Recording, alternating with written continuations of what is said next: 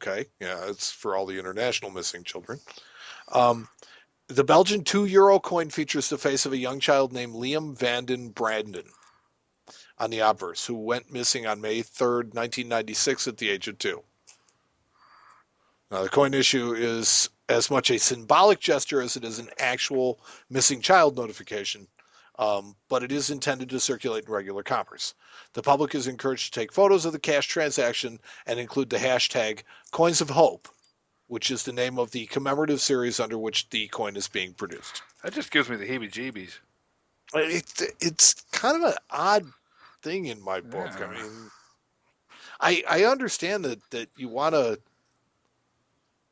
help Bring awareness to missing. missing children. I mean, I understand Yes, that, but oh man. yeah. Says the Belgian €2 coin is also designed to put a face on the global problem of missing children, many of whom are victims of human trafficking. Coins of Hope program is a project coordinated between the Belgian National Bank and European organization Child Focus. Supporters have spent the last 2 years working on the approval process with the Belgian Ministry of Finance and appropriate governing authorities throughout Europe. So lots of people have had their hands on this idea, Yeah. and nobody got the idea. It's kind of creepy. I mean that's horrible. I mean, honestly, I just. Well, human trafficking Well, I itself mean, in is general, is it's a it's horrible thing, deplorable, but right? And I mean, it's like my first gut reaction with this story is to make fun of it because it begs for it. yeah, It but really I mean, does. I can't even do that. But then you start looking at the subject matter, and you're like, I can't Yeah, I post on can't make this. fun And on. it's like, but it's a bad idea. It's a horrible idea. It is just in general a bad Yeah. idea. It doesn't bring people's attention to it. I don't understand the whole take pictures of your moment spending the coins. It's like here's when I trafficked human. Yeah. I mean, Here's when I made what? it go away. I don't understand. Yeah, no, I don't get that at Yeah. all. So, okay, Try again. yeah, yeah, that was complete total misfire. Whitman Publishing Hmm. is releasing a new Bowers book, yet another one in the Bowers series. This one focusing on Liberty-seeded silver coinage. Okay. So, according to CoinUpdate.com, uh, the 608-page book, number 21 in the popular Bowers series, is available online and in booksellers for $29.95. Coins with the Liberty seated design were minted from 1836 up to 1891. The motif was used on circulating half dimes, quarters, half dollars, and silver dollars, in addition to 20-cent pieces, Hmm. Gobrek dollars, and in modified form U.S. trade dollars. The mints at Philadelphia, New Orleans, Carson City, and San Francisco were used to produce tens of millions of these coins. They were minted from the hard times era through the nation's gold and silver rushes, the Civil War and its aftermath, and well into America's Gilded Age. So, um, it's like any Bowers um, any Bowers series book. It's going to be heavily weighted on facts surrounding what brought the coins about, how they were designed, who was involved with them, why they changed, and this one I think kind of like they did with the Barber coinage, where they covered the Barber dime, quarter, and half, kind of in one book. Hmm. I think Liberty Seated is another one that you can do like that because they cover pretty much the same era, Yeah. so Hmm. it's like, do you like Liberty Oh, I City love. stuff? Yeah. See, I like seeing stuff. I just, I think it'll be interesting to see how big this book is. Um, Well, it's 600 yeah, pages. it's a big book. So there's That's sounds like there's going to be a lot of information in there, and that's good. That's good for the hobby, of course. yeah, and another book by Hugh David Bowers. Nobody's shocked. Yeah, right. I don't even think I don't even think the people at Whitman are shocked anymore. No, Yeah, no, he walks in on a Monday and he's like, you know what? I got this other book. yeah, Here, check this out. Oh, and by the way, I got something else on your desk for next yeah, week. right. Oh, and then I got one like 3 weeks out. Yeah, what that man has forgotten about coins. Yes, I agree. There are many dealers I know that don't even know half of what he has forgotten about coins. So Yep. So let's see, Matt. Why don't you pick one last story to wrap up our week of pick your news? How about newly identified contemporary counterfeit 1894 O Morgan dollar? That sounds like it's This is right up my alley. Yes, and this is another story from Coin Week. NGC's discovery is the first reported counterfeit example of an 1894 Morgan dollar. A contemporary counterfeit. Yes. Recently, an 1894 O Morgan dollar was examined in an invoice at NGC that was proven to be an unreported contemporary counterfeit. Oh, it looks like it has a VAM number. Coin displayed a granular texture despite appearing well circulated, and the devices lacked sharpness. Like the 1893 OVAM 6, discovered in 2014, the 1894 O had an incorrect reverse hub type that wasn't used at the New Orleans Mint until 1901. In fact, this newly discovered 1894 O actually shares the same reverse die as the 1893 OVAM 6, as evidenced by the die flaw just in front of the D in United, a die that was also used to strike the counterfeit 1896 OVAM 25 and 1900 OVAM 62. Huh. Well, that's pretty cool. Yeah. Because they had for a long time, they had the micro O counterfeits. But I think these are even something different than those. So when they say contemporary counterfeits, I need everybody to understand it. That means that these are currently being made, right? No, contemporary means they were being made at the time. At the time. At the time they were being circulated.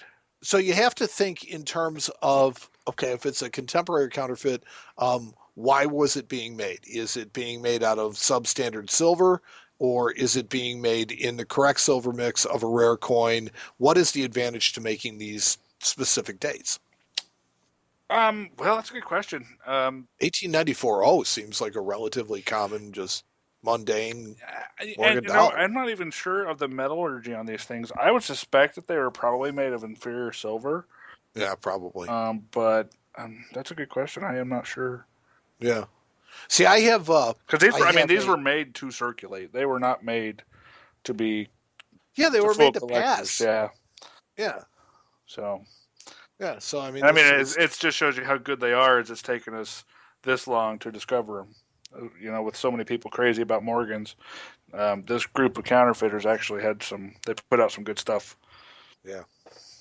Now, as of March 2016, this newly discovered counterfeit die marriage has been listed in the VAM reference as VAM 13. And it is certainly possible that other New Orleans counterfeit dollars from the 1890s and 1900s are undiscovered, as two new dates have been discovered within the last 2 years. Yeah. The list of currently known contemporary counterfeit pieces listed in the VAM reference includes 1893 O, 1894 O, 1896 O, 1900 O, 1901 O, and 1902 O. Mm-hmm. The majority of New Orleans dollars from the 1890s are semi-key dates, even in circulated grades. So there you go. An unsuspecting or uneducated collector could potentially lose hundreds of dollars by purchasing one of these counterfeits or an unreported piece as genuine, and as such, authentication is recommended. Yes.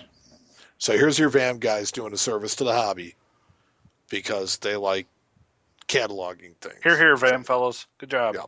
Good job. This is Harley Spiller, and you're listening to The Coin Show. You know, Matt, we encourage Mm-hmm. as much as we can that our listeners communicate with us. I love and it. Talk to It's us. one of my favorite things.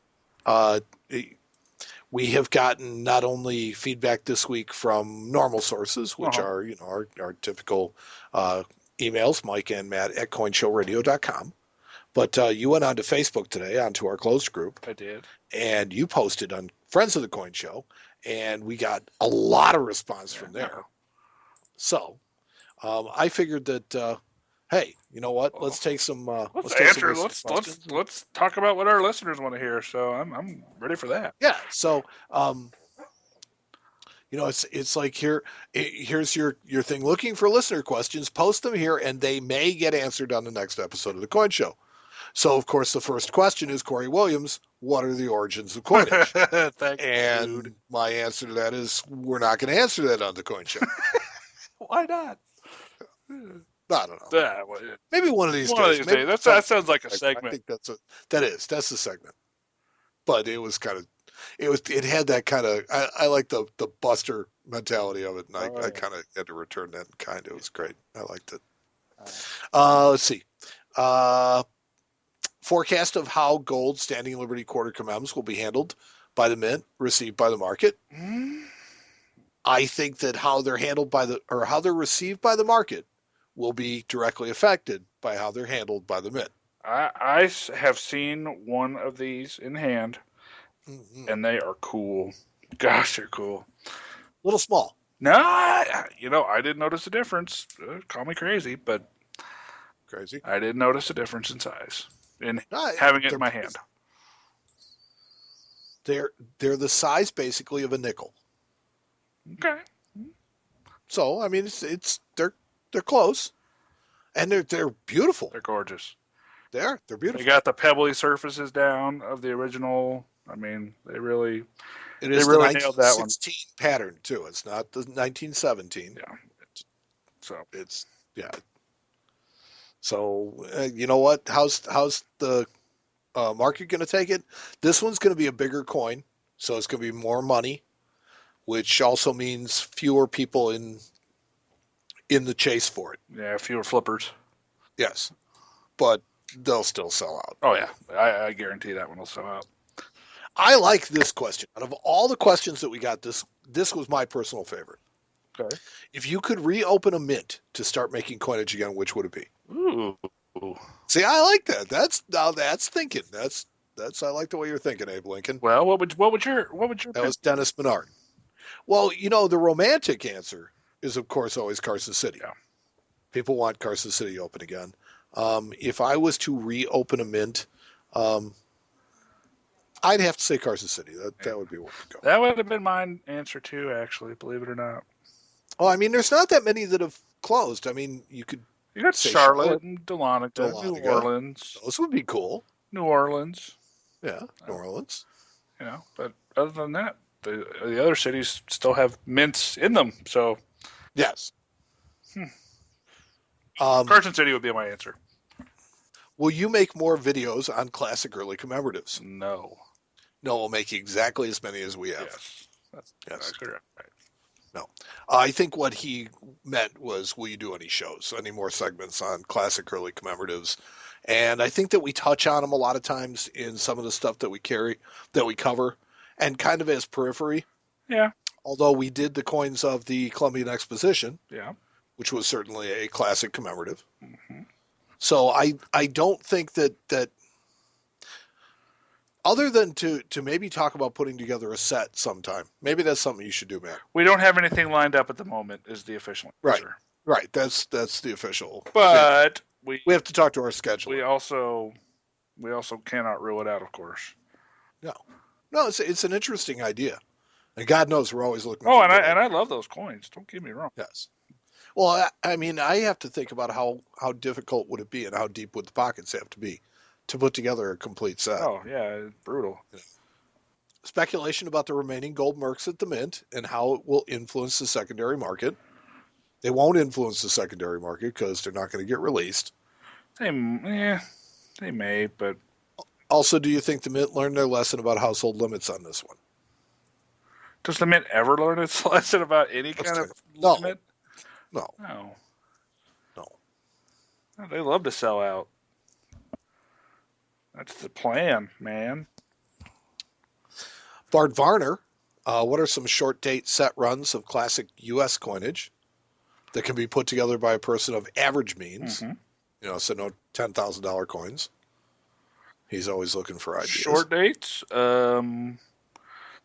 Short set date runs. Well, you could do war nickels. Well, he's saying like pre-1900. Oh, pre-1900. You could do 2-cent pieces. There's not huge. 20-cent pieces aren't really huge, but there are a couple of pretty nasty coins in there. How well collected are proof V nickels? Proof V nickels are popular because they're actually probably some of the cheapest early proofs that you can get. By early, I mean like pre-1940s. So yeah, proof V nickels actually are pretty affordable. So that might be a fun one to try.